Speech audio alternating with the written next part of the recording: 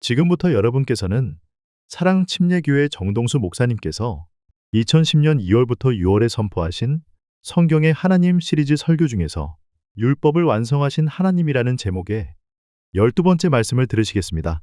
정동수 목사님의 모든 책을 무료로 보기 원하시는 분들은 본 영상 하단의 더보기 링크에서 다운받으시기 바랍니다. 우리 주 예수 그리스도의 은혜와 화평이 충만히 넘치기를 원합니다. 여러분 주변에 아시는 분들이 많이 있죠? 그 아시는 분들 가운데 어떤 사람들은 아유, 저 사람하고는 나중에 천국 가면 좀 힘들겠는데 이렇게 생각이 되는 그런 사람도 있고, 아, 정말 너무 좋아요, 사람이. 근데 예수님을 믿지 않아요. 근데 참 이 사람하고 좀 내가 같이 한번 천국 가면 좋겠다. 여러분 그런 사람이 있습니까?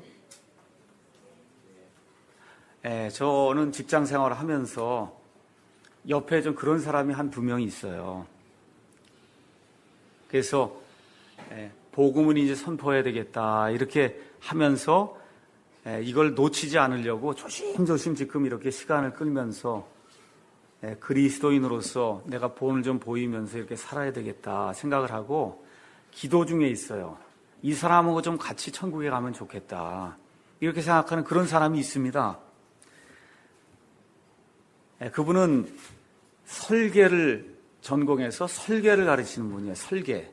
여러분 자동차도 만들고 에어컨도 만들고 뭐 피아노도 만들고 마이크를 만들려면 다 설계를 해야 하잖아요. 항공기도 만들고. 이분은 그런 설계를 이제 전공하는 분이에요. 근데 하나님께서 기회를 주셔서 지난 금요일 날 점심시간 이후에 약 2시간 이상 조용한 곳에서 이야기를 하게 됐습니다. 그래서 제가 교수님도 알다시피 지금 설계를 가르치지 않습니까? 여기 하다못해 볼펜 이거 하나도 이거 설계하지 않으면 나오지 않는 걸 다 알지 않습니까?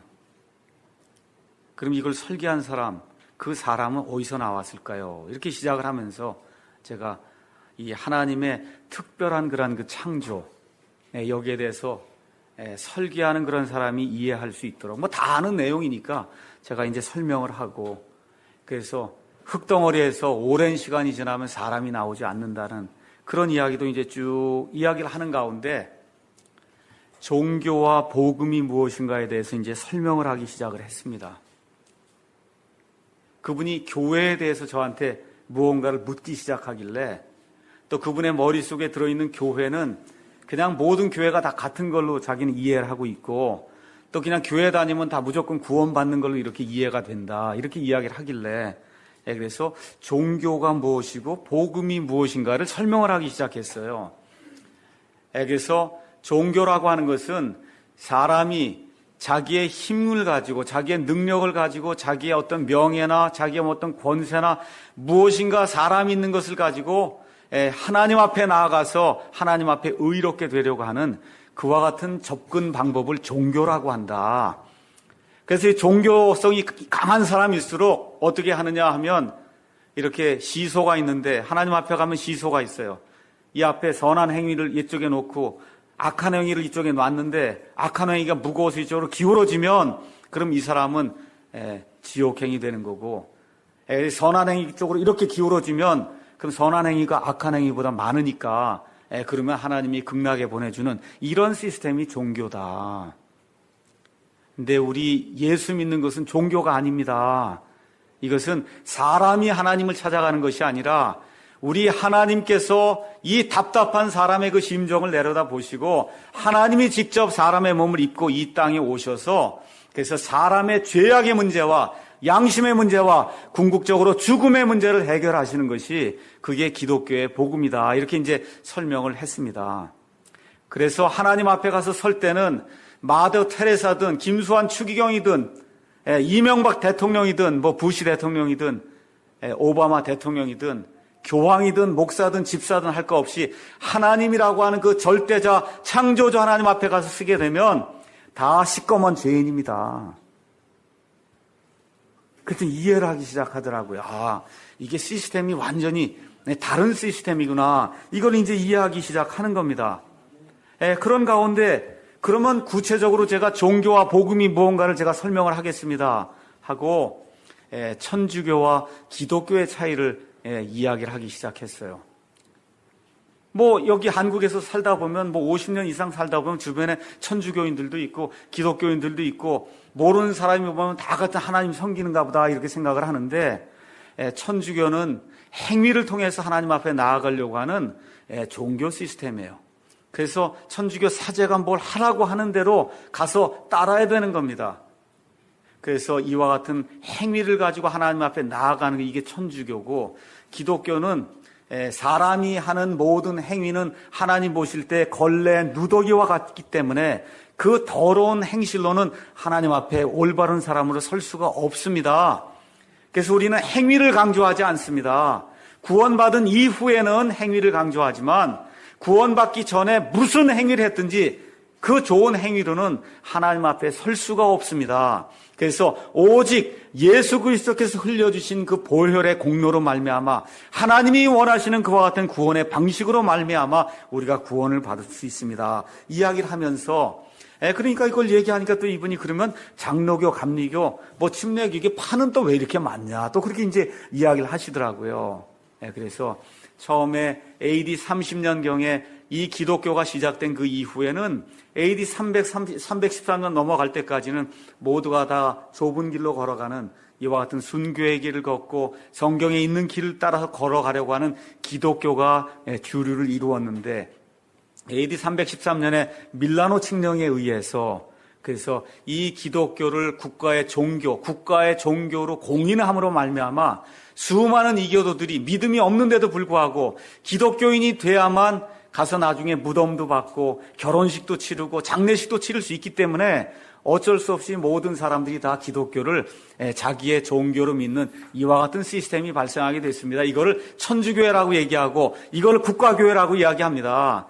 이런 시스템이 자그만치 1200년 이상 진행이 되다가 1517년에 마틴 루터라고 한 사람을 통해서 이 종교 시스템을 실행하려고 노력하던 이 사람이 변화가 돼서 이걸 단 불가능하고도 하는 걸 깨닫게 돼서 그래서 예수 그리스도의 복음으로 돌이키는 그와 같은 일이 생겼는데 그거를 우리가 프로테스트를 하고 천주교회에 항거하고 나온 그런 사람들이다. 그래서 프로테스탄트라고 부릅니다.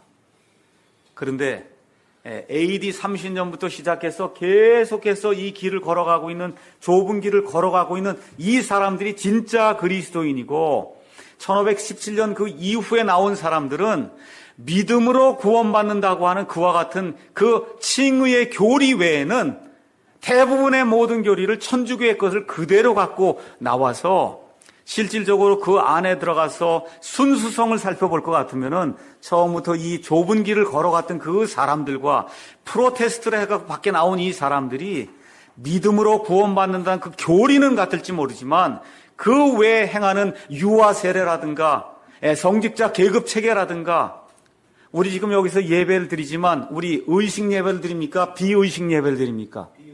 우린 비의식 예배를 드려요. 땡땡땡 하고 치고 목사가 가운을 입고 해서 목사와 뭐 평신도는 계급이 다르고 하는 그런 스타일의 우리 예배를 드리지 않습니다. 목사든 집사든 다 형제요. 여기 나와 있는 모든 사람들이 형제 자매고 다만 그 일을 수행할 때 목사의 직무를 수행하고 집사의 직무를 수행하는 겁니다. 이 교회가 이렇게 다 다른 겁니다. 이렇게 이제 이야기를 하면서 그래서 이 기독교라고 하는 그러한 그 스펙트럼 안에 천주교라고 하는 완전히 구약 시스템 그 안에는 프리스트가 아직도 있어요. 구약의 제사장이 아직도 있어요. 지금도 미사라고 하는 걸 통해서 제사를 드리고 있어요. 천주교 가면은 사제 앞에 나가서 죄를 고백해야 돼요.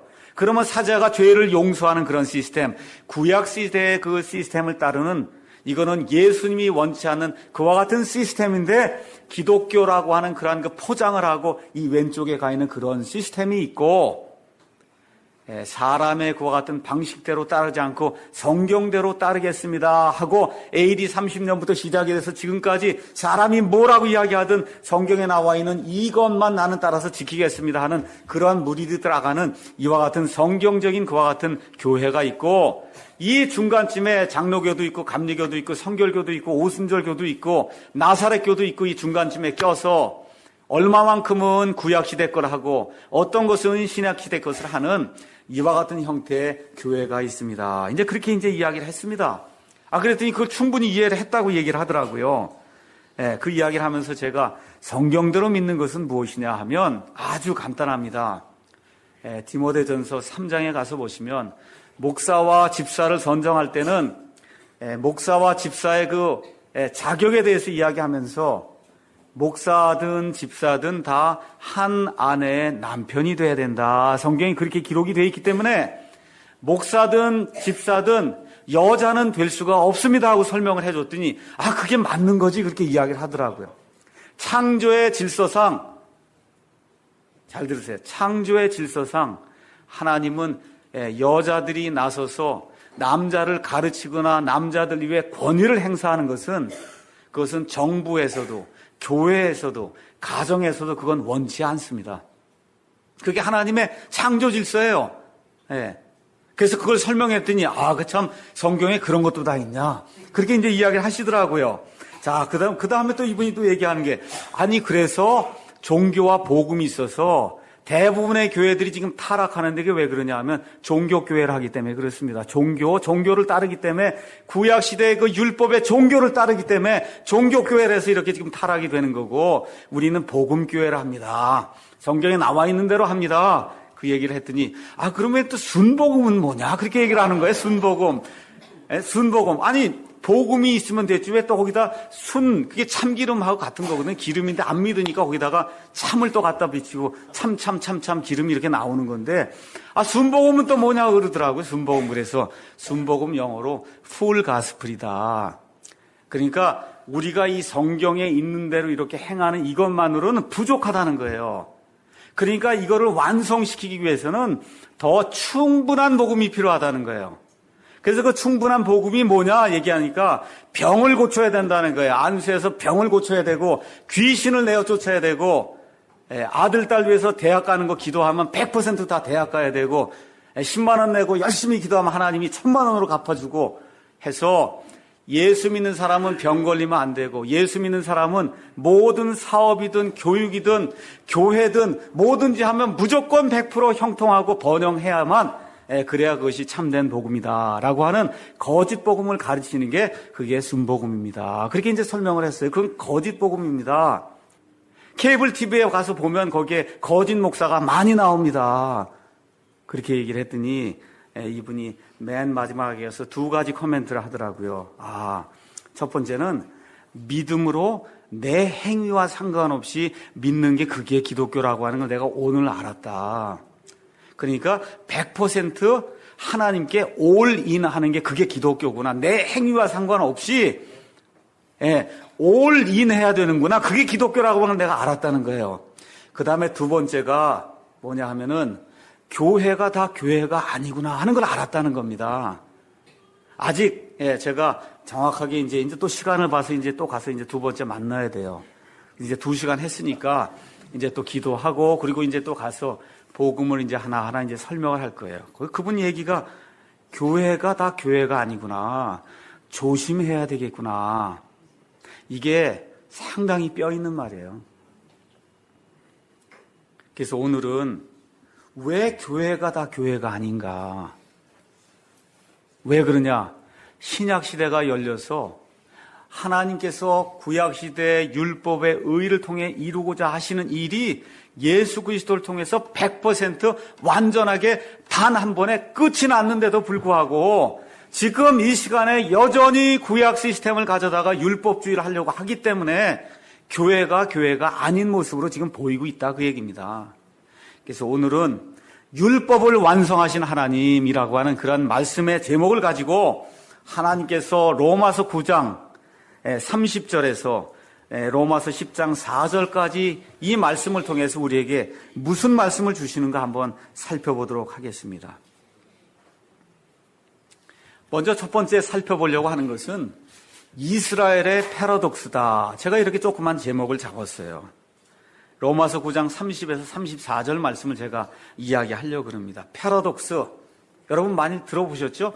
패러독스 이렇게 얘기하는 사람도 있고 파라독스 이야기하는 사람도 있고 역설이라고 이야기하는 사람도 있어요. 이것은 뭐냐 하면 명제는 참 바른 건데 명제는 바른데 끝에 가서 그 결과를 보니까 그 명제하고는 정반대의 결과가 나올 때 이건 참 패러독스다.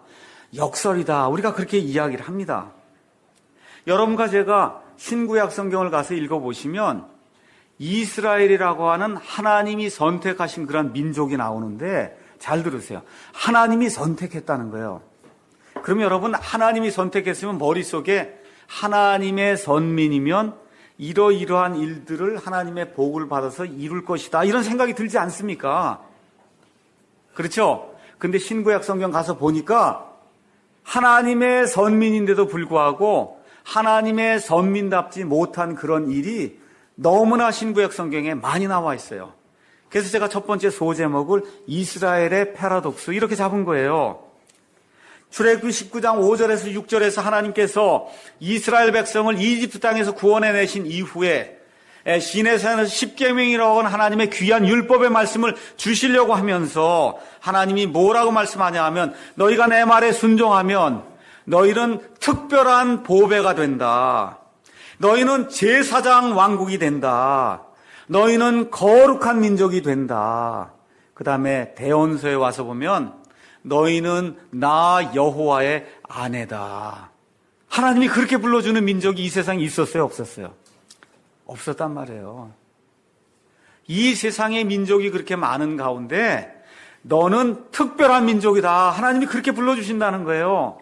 너는 제사장 민족이다. 다시 말씀드리면 하나님의 영광을 위해서 하나님께 희생 예물을 드릴 수 있는 그런 특권을 가진 그와 같은 민족으로 하나님이 이스라엘 민족을 삼아 주셨다는 겁니다.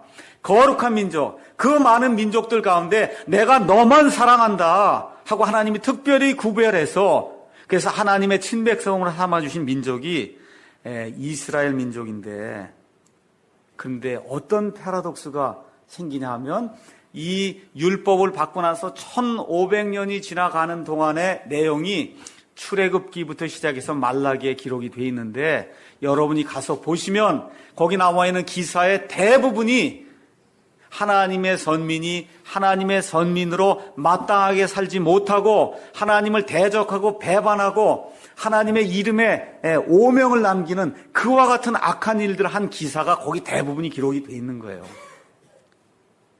그렇게 하다가 결국은 바벨론 땅에 포로로 사로잡혀가서 많은 사람들이 그 땅에 남게 되고 일부만 나중에 다시 이 이스라엘로 돌아가는 그와 같은 이 비극적인 그런 사건이 이 구약 성경 안에 기록이 되어 있습니다.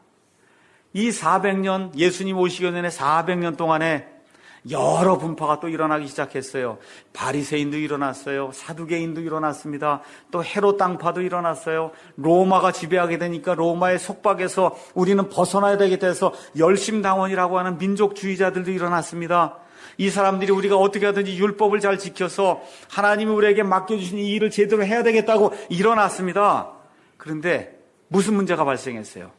갈라디아서 4장 4절에 때가 충만히 이를 때 하나님께서 자신의 아들을 여자에게로 보내서 창세기 3장 15절에 있는 그 말씀 여자의 씨가 와서 사탄 마귀를 누르고 그래서 죽음과 사망의 이 권세에서 이 모든 사람을 구원하시려고 하는 그와 같은 하나님의 경륜에 따라 충분히 임했을 때 하나님이 직접 사람의 몸을 입고 이 땅에 오셔서 어느 나라로 갔습니까?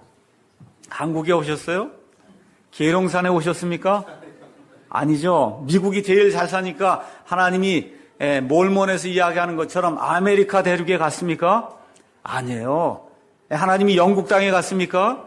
아니에요. 하나님이 어디에 오셨어요? 유대 땅에 왔어요. 어느 민족에게? 하나님이 선택하신 하나님의 선민들이 거하는 팔레스타인 땅, 저 가나안 땅, 거기에 예루살렘에 예수님이 오셨단 말이에요. 예, 그래서 베들레헴에서 오셔서 예루살렘이라고 하는 그 하나님의 그 집이 있는 거기에서 예수님이 활동을 하시려고 오셨는데, 요한복음 1장 11절에 가서 보니까 어떻게 기록이 되어 있었어요? 하나님께서 사람의 몸을 입고 이 땅에 오셔서 누구에게 왔다 그랬어요? 자기 백성에게 왔는데, 그 자기 백성이 그분은 어떻게 했다는 거예요? 받아들이지 않았다는 거예요. 이게 놀라운 역설이에요. 하나님의 백성이 하나님이 왔는데 하나님을 내 하나님입니다 하고 받아들이지 않았다는 겁니다.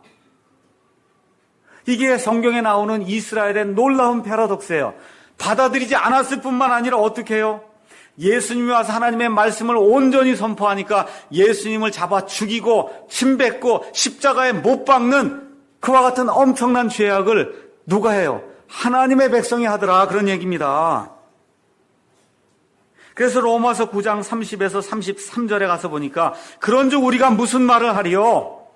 의를 따르지 아니한 이방인들, 저와 여러분들은 의 곧 믿음에서 난 의를 이렇게 받았으나 의의 법을 따라간 이스라엘은 의의 법에 이르지 못했다는 거예요. 열심히 법을 지킨다고 하고 율법을 몇 배까지 만들어서 하나님을 섬긴다고 했는데 하나님이 직접 왔는데 하나님을 잡아 죽이고, 그렇죠? 결국은 자기들이 그렇게 원하던 의의 법에 이르지 못했다는 겁니다.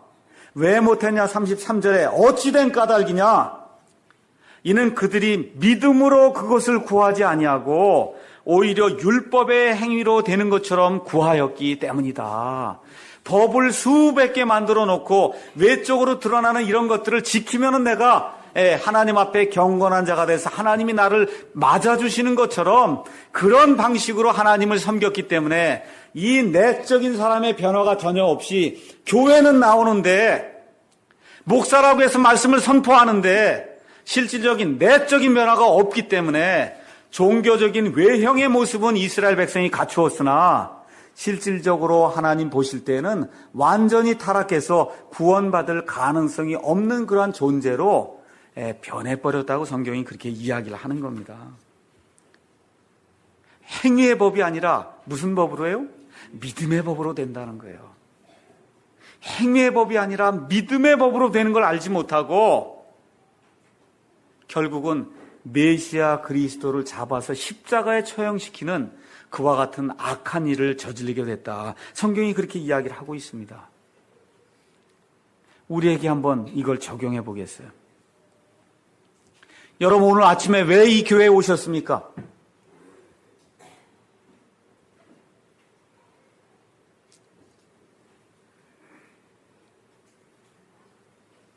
이 교회에 와서 일하러 오셨어요?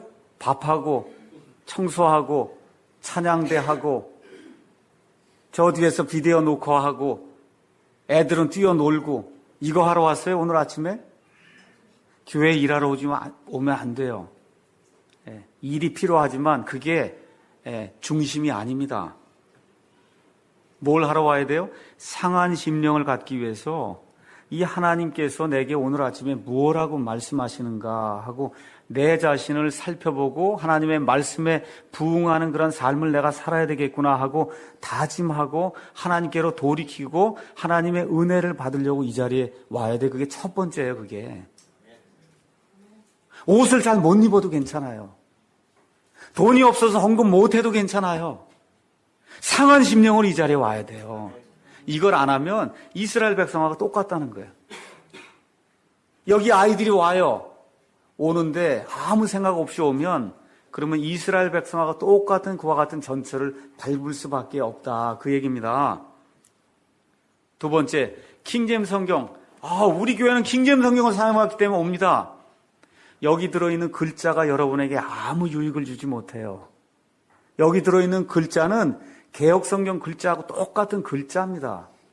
여러분과 제가 킹제임스 성경을 정말 사랑합니다 이야기할 때는 이 안에 들어있는 하나님의 마음을 읽고 거기대로 내가 살겠습니다 하는 그게 표출이 돼야 그게 킹제임스 성경을 사랑하는 거예요. 그래서 우리 가운데 변화가 생겨나야 되는 거예요. 교회 자랑하러 오지 마세요. 우린 킹덤 성경 쓰는 교회입니다. 자유롭습니다. 교회 자랑하러 오지 마세요. 각자가 내가 오늘 하루 하나님 앞에 섰을 때 어떤 모습으로 내가 설 것인가, 내 자신을 돌이켜보고 잘못됐으면 하나님 앞에 내어놓고 회개하고, 그리고선 뜻을 정해서 하나님의 말씀대로 내가 한번 노력하고 살아보겠사오니 하나님의 영께서 저를 충만하게 해주셔서 이번 한 주간 동안 주님께 영광 돌리는 그러한 삶, 세상에서 승리하는 그러한 삶을 제가 살 수 있도록 도와주시기 바랍니다 하는 그런 마음의 자세로 여기 나와 있지 않으면 그 이스라엘 백성, 하나님의 선민 이스라엘 백성도 하나님의 말씀대로 쫓지 않으니까 하나님이 내어 팽개쳤단 말이에요. 예수님 재림하실 때까지는 내팽개쳤어요. 하나님도 몰라요. 지금 저 이스라엘 1948년도에 저 땅에 돌아왔는데 저기 지금 이스라엘 땅에 살고 있는 사람들의 90% 이상이 무신론자예요. 무신론자. 여호와 하나님을 섬긴다고 그러고 저 땅에 돌아가 있는데 90%가 무신론자예요. 다 진화론자예요. 여호와 하나님이 세상을 창조했다 안 믿는 사람이 이스라엘 안에 지금 90%예요. 왜 그래요? 왜 그래요? 교만이 들어가서 내가 하나님의 선민이라고 하는 그런 착각에 빠져서 무언가 외적인 것을 가지고 하나님께 나아가려고 하는 그런 그 마음 자세가 깨지지 않기 때문에 이들에게는 이 하나님의 말씀이 들어가서 빛을 비춰줘서 그 사람들 자신의 모습을 보게 할 수 있는 그와 같은 기회가 생기지 않는 겁니다. 두 번째 제목은 사도 바울의 소원이다 해서 로마서 10장 1절을 제가 잠깐 보겠습니다. 로마서 10장 1절에 형제들아, 이스라엘을 위한 내 마음의 소원과 하나님을 향한 기도는 곧 그들이 구원을 받는 것이니라. 사도 바울이 이방인의 사도가 돼서 이방 사람들에게 곳곳에 가서 하나님의 말씀을 선포하는 가운데도 마음속에 고민이 되고 근심이 되는 게 있어요. 내가 이스라엘 사람이요 베냐민 지파에 속한 사람으로 내가 알고 있는 이 예수 그리스도와 예수 그리스도의 그 십자가의 은혜를 이방인들뿐만 아니라 내 동포에게 이게 전해야 되겠는데 이 동포들이 하나님을 배반하고 거역하고 예수 그리스도를 잡아 죽이고 예수님의 뜻에 따라 살려고 하지 않으니까 너무너무 답답한 거예요. 너무너무 답답하니까 9장에 가서 뭐라고 얘기하냐면 3절, 육체에 따른 내 형제 내 친족을 위해서라면 차라리 내 자신이 그리스도로부터 저주받기를 바랄 수도 있다. 이게 담대한 고백입니다. 정말 내 민족을 위해서라고 하면 내가 저주받는다 할지라도 나는 저주를 받아도 내 옆에 있는 이 형제 자매들은 좀 구원받았으면 좋겠다 하는 그런 마음이 이 사도 바울의 마음이었다. 성경이 그렇게 이야기하는 겁니다. 그러면 예수님을 믿으면, 그러면 목사든 집사든 누구든 예수님을 믿으면 뭐가 생겨야 돼요? 자기 민족을 사랑하는 그런 마음이 생겨야 된다는 거예요. 자기 민족을 생각하는 그런 마음. 왜 그러냐? 사도 바울이 예수님을 믿기 전에는 그 유대인들, 그 민족들 중에 율법을 지켜서 하나님 앞에 나아가려고 하는 그 열심을은 1등이었다 그 얘기예요. 1등. 그래서 이 유대 사람들이 하고 있는 그 종교 시스템, 율법주의 시스템이 어떤 것인 줄 사도 바울이 가장 잘 알고 있었기 때문에 그 시스템에서 빠져나와서 여길 보니까 너무너무 불쌍한 거예요. 하고 있는 일들이. 여러분 이해하시겠습니까? 여러분 율법주의 시스템에서 빠져나오셨어요? 종교적인 시스템에서 빠져나오셨습니까? 그럼 지금도 거기서 헤매고 있는 사람 보면 불쌍하다는 생각이 드세요, 여러분? 이 마음이 들어야 된다, 그 얘기예요.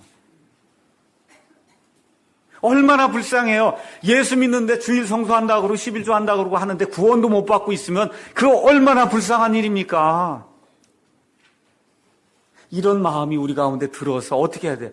나눠줘야 되는 거예요. 저 뒤에는 CD, 구원설교 CD도 가져다 주고 전도지도 가져다 두고 듣든지 아니 듣든지 그냥 가져다 주는 겁니다. 읽어보십시오. 들어보십시오. 이 율법주의에서 벗어나야 됩니다. 이 종교교회에서 빠져나와야 됩니다. 하나님의 말씀으로 돌아와야 됩니다.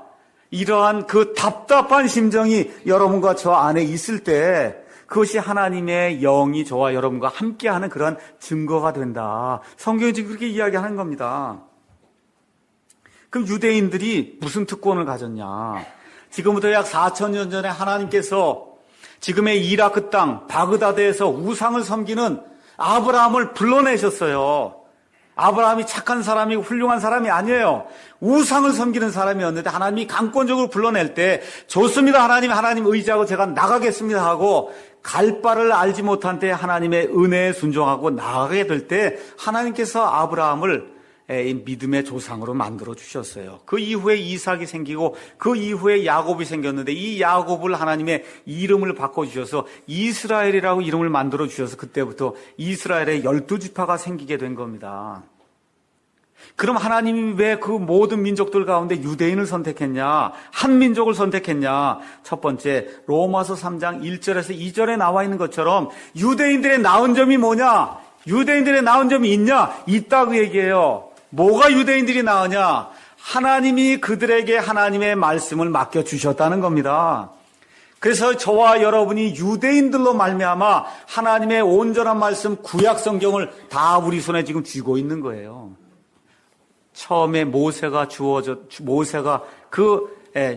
이 모세 오경을 기록했던 그 모든 기록이 이 안에 그대로 유대인들을 통해서 우리에게 지금 이 시간에 한 글자도 빠지지 않고 이 안에 들어있다 그 얘기입니다.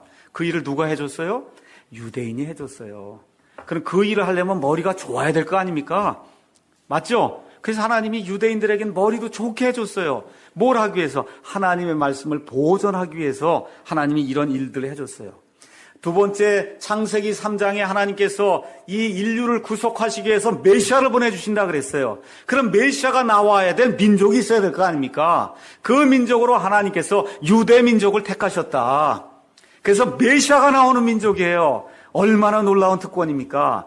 그 다음에 하나님께서 원래 에덴 동산에서 이 아담과 이브가 영원토록 하나님의 뜻에 따라 살면서 하나님의 행복을 누리길 원했는데 마귀의 사주로 말미암아 이 아담과 이브가 타락을 해서 하나님이 원래 이루시고자 했던 그런 아름다운 왕국을 이룰 수가 없게 됐어요. 근데 하나님께서 그걸 이루어야 됩니다. 그걸 이루어야 돼요. 그 이루는 것이 나중에 천년왕국 때 이루어지게 되거든요. 그 천년왕국을 메시아를 통해서, 그래서 하나님이 이스라엘 백성을 온 민족들 가운데 가장 으뜸이 되는 그런 민족으로 만드셔서 메시아가 직접 철권으로 다스리는 그와 같은 왕국을 유대 민족을 통해서 저 팔레스타인 땅에 천년 동안 하나님이 이루시기 위해서 유대 민족을 만드신 겁니다. 택하신 겁니다.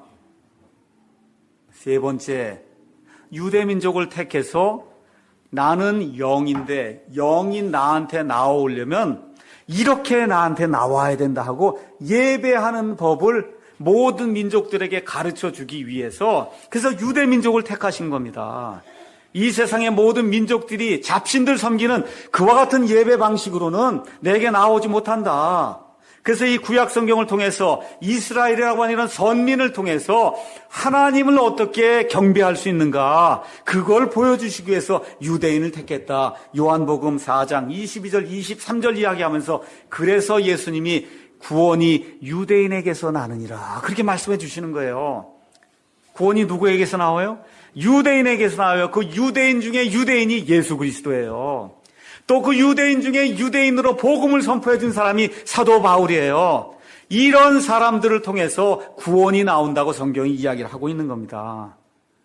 마지막으로 세상 역사의 시계로 하나님이 유대인을 선정해 놓으셨어요.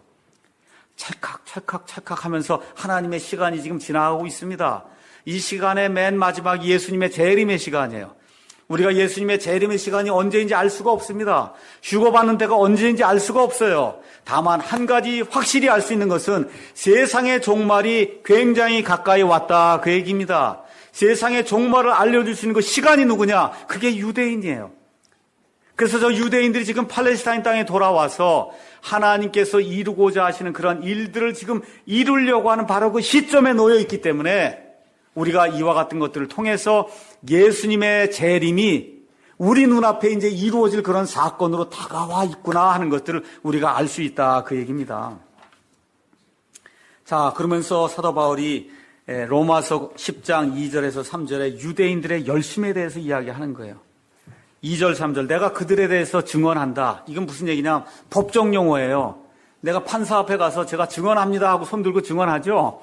그렇죠? 지금 사도 바울이 증언한다는 거, 내가 증언하겠다. 뭘 증언하냐? 내용이 뭐냐면 그들이 하나님에 대한 열심은 있다는 겁니다. 여러분, 유대인만큼 하나님에 대한 열심이 있는 사람 없어요. 없어요. 신명기에 나와 있는 그 말씀, 이 이마에도 이 성경 말씀을 가지고 다니라 그러고 온몸에 지니고 다니라 그러니까 요만한 가죽 보따리를 하나 만들어서 그 안에다가 신명기 말씀도 한 구절 집어넣고 해갖고 여기다 메고 다니고 이렇게 띠로 해서 이렇게 메고 다니고 팔에다 칭칭 감고 여기다가 달고 다니고 부적처럼 그리고 다녀요 지금도. 너무 답답하죠. 그렇죠? 근데 하여튼 열심이 대단해요. 근데 뭐라고 썼어요? 그 다음에 열심은 있는데 그 다음에 뭐라고 썼어요? 지식에 따른 게 아니라는 거예요. 잘 들어야 돼요, 여러분. 열심이 아무리 많아도 하나님을 아는 것이 없이 열심을 내면 그러면 지옥 자식이 됩니다. 그래서 제가 말씀드리는 거예요. 성경은 알아야 되는 거예요. 기독교는 알아야 돼요. 알아야 하나님 바르게 섬길 수 있고 알아야 실수하지 않습니다. 평생 동안 열심을 냈는데 지옥행이라 한다든지 평생 동안 하여튼 구원은 받았는데 평생 동안 한 게 하나님 앞에 갔더니 모든 게 다 지푸라기처럼 타서 그 앞에 남는 행위가 하나도 없다 이러면 그거 얼마나 불쌍합니까? 그래서 종교교회나 이런 데 다니면서 종교 행위하는 사람들이 어느 면에서 믿지 않은 사람보다 더 불쌍한 거예요. 왜 그래요? 하나님을 아는 지식이 없이 이렇게 다니기 때문에 그렇습니다. 3절 가서 보니까 그러니까 하나님을 아는 지식이 없으니까 어떻게 되느냐 3절에 그들이 하나님의 의를 알지 못하여 하나님이 뭘 원하는지 알지 못하기 때문에 어떻게 해요? 자기 자신의 의를 세우려고 돌아다닌다는 겁니다. 하는 일들이 여기 머리다 뭘 메고 여기다 끼고 그렇죠? 이런 일들 하면 하나님 날 받아주실까 이렇게 생각을 하고는 온종일 그냥 그와 같은 일들 하나님 원치 않는 그런 일들을 하고 돌아다닌다는 거예요. 그러니까 하나님을 알지 못하면 나타나는 증거가 뭐예요? 자기 의가 나타난다는 거예요. 내가 이걸 했다 그러고 알겠죠? 내가 열심을 냈다 그러고 하는 하나님 보실 땐 완전히 도루묵인 거 아시죠? 이런 일들을 하는 일이 교회 안에 비일비재하다. 그래서 우리 교회는 그런 거 안 해야 된다 그 얘기예요. 쓸데없는 거 겉으로 드러나서 뭐 보여야 되는 것처럼 하는 거 이런 거 소용없어요. 내적인 사람의 변화가 있어야 된다. 이게 제일 중요하다 그 얘기입니다. 그 우리 민족은 어떠냐? 한국 민족이 유대인들을 뺨쳐요. IQ도 유대인보다 더 좋아요. 교육열도 더 높아요. 열심 얘기하면 유대인들 이상 가요. 일주일에 예배를 몇 번 드려요. 새벽기도 7번에 밤마다 모이고 하면 일주일에 예배가 14번 모여요. 14번. 이런 민족이 이 세상에 있어요? 없어요? 없어요. 새벽 4시부터 모이고 북치고 장구치고 이런 민족이 없어요. 온 세상에 독종이에요. 열심이 대단하다 그 얘기예요. 유대인들도 못 따라가는 그런 열심이에요. 손재주가 엄청나게 좋아요. 그래서 뭘 만들면 다 1등이야. TV, 세탁기, 냉장고, 휴대폰, 배, 자동차 하여튼 뭐든지 만들면 한국 사람이 만들면 다 1등이 되는 거예요. 20년 전에 미국에 가서 텔레비전 가게에 가면 한국의 삼성 대우과 같은 거는 제일 값이 싸갖고 소니 가격에 3분의 1, 2분의 1이라도 안 사갔어요. 지금 가서 보세요. 세탁기, TV, 냉장고 할 것이 몽땅 다 LG 삼성 거예요. 미국 게 전체가 다 바뀌었어요. 자동차도 바뀌어요. 휴대폰도 바뀌어요. 하여튼 한국 사람들이 뭐 하면 다 1등이 되는 거야. 그래서 골드만삭스 리포트인가에 의하면 2040년이 되면 한국 사람들의 1인당 GNP가 미국 다음이다. 전 세계에서. 그렇게 된다는 거예요. 그 정도로 열심을 내요. 굉장히 좋습니다. 그런데 하나님의 의를 알지 못하고 자기 의를 세우는데도 넘버원이에요. 우리나라 사람들이. 이게 큰 문제예요.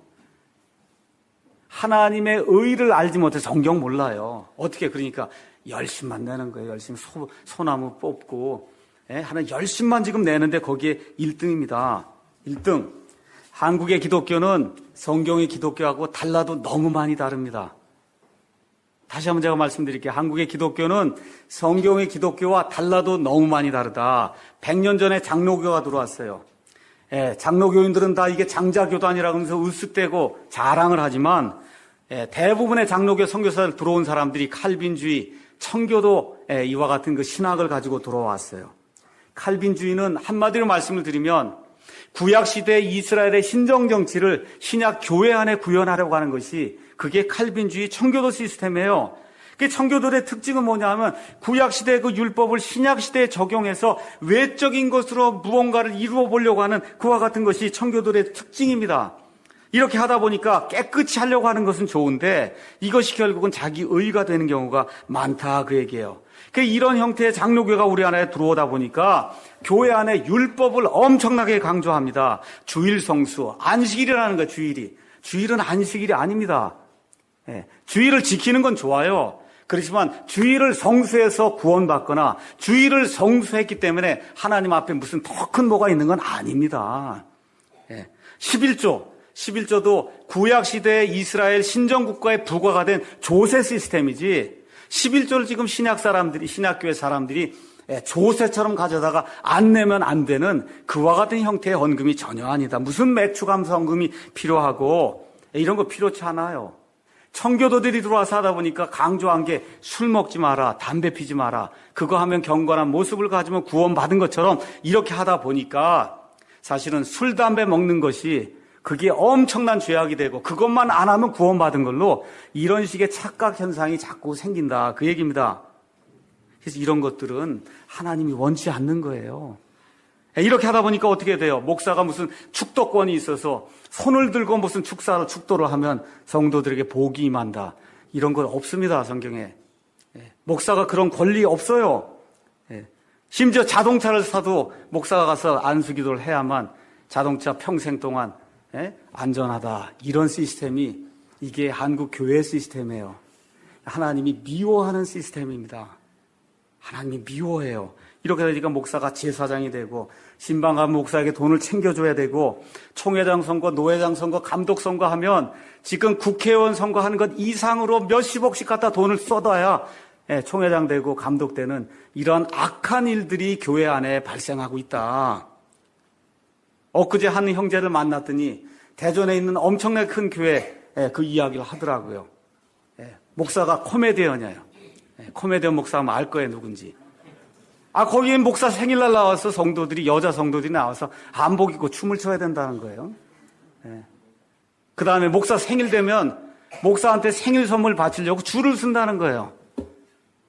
이런 악한 일들, 하나님이 미워하는 그런 일들이 교회 안에 너무나 만연이 돼 있어서 목사도 그걸 알지 못하고 성도도 그걸 알지 못하는 이러한 비참한 상태에 우리 이 한국 교회가 와 있다. 이런 얘기입니다.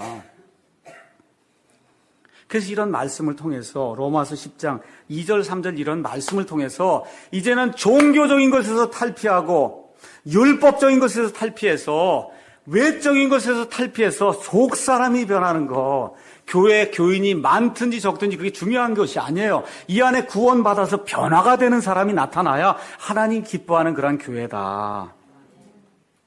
그런데 이게 잘못되면 그럼 열심히 내면 안 되겠군요. 또 이렇게 생각하는 사람이 있습니다. 이쪽에서 이제 이쪽으로 옮겨가는 거예요. 진자추가 이쪽 끝에서 이쪽으로 옮겨가면 그렇게 하다 보니까 교회가 성경대로 한다고 하는 교회 가면 대개가 다 어때요? 냉랭합니다. 잘된 거예요? 잘못된 거예요? 잘못된 거예요. 어떻게 냉랭할 수가 있어요? 그리스도인의 역설, 제가 말씀드린 그리스도인이 세상 나가면 이게 내 집이 아니기 때문에 편안하지 않아요, 세상 가면. 그러니까 어떻게 해요? 주일날 오면은 다 똑같은 사람 모이니까 너무 편안해서 주일날 오는 거 아니에요. 그렇지 않습니까? 그러니까 예수님을 제대로 알게 되면 모이기에 힘을 쓸 수밖에 없어요. 똑같은 종류가 자꾸 모이고 싶어 한다고. 모여야 됩니다. 복음 선포에 힘을 써야 됩니다. 구제에 힘을 써야 돼요. 우리 교인들 가운데, 우리 옆에 있는 사람들 가운데 가난한 사람이 있으면 돕는 데 힘을 써야 됩니다. 아이들 교육에 힘을 써야 돼요. 후진들 양성에 힘을 써야 됩니다. 하나님이 올바로 보존해 주신 하나님의 성경을 보존하기 위해서 애를 써야 됩니다. 그래서 이 교회에 오거든 교회 자랑, 목사 자랑, 킹잼 성경 자랑하지 말고 그리스도를 자랑해야 됩니다. 그리스도로 인해서 내 삶에 이런 변화가 생겼습니다 하는 이거를 자랑하는 그러한 교회가 될 때 이 구약의 이스라엘이 범했던 그와 같은 잘못에서 우리가 벗어날 수 있다 그 얘기입니다. 마지막 하나만 더 하면 그리스도는 율법의 끝마침이다. 로마서 10장 4절. 율법은 어떤 거냐 하면 여러분 아침에 옷 입고 오실 때 남자들은 모르겠어요. 저는 별로 신경을 안 쓰는데 부인들은 한번 거울 앞에 가서 다 쓰시죠? 그렇습니까? 그거 쓰면 내 모습이 보이잖아요. 율법이 그 거울이에요. 나를 보면은 이게 도대체 너 왜 이러냐?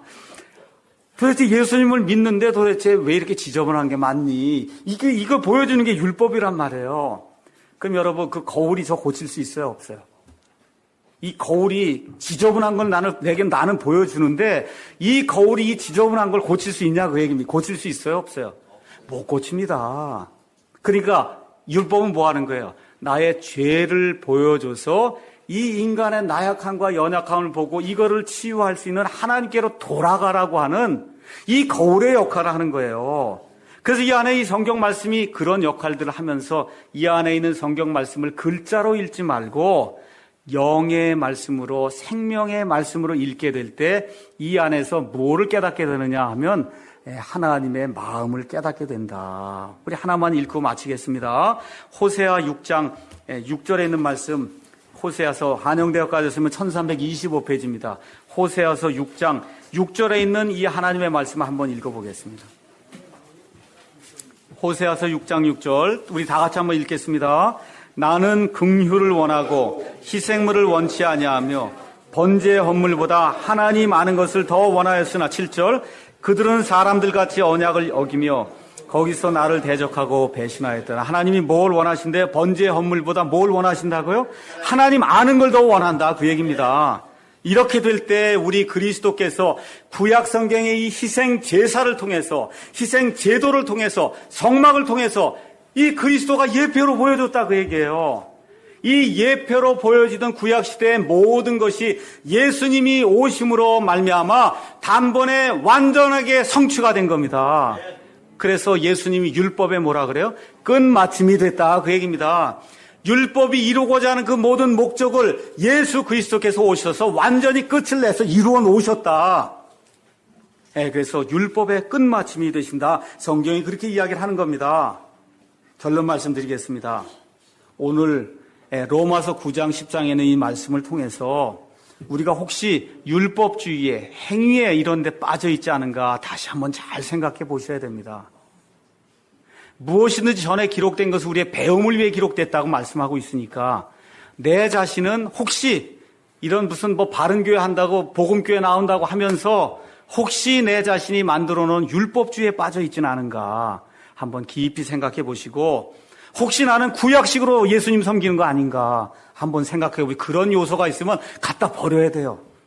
그건 생각해 볼 필요가 없어요. 구약식으로 하나님께 나오려고 하는 거 그건 다 버려야 됩니다. 우리 그리스도께서 자유의 영을 주셨기 때문에 더 이상 속박에 머무르지 말고 이 자유의 영 안에서 하나님이 하늘에서 채워주시는 온전한 자유를 누리시는 저와 여러분이 되시기를 예수님의 이름으로 축원합니다.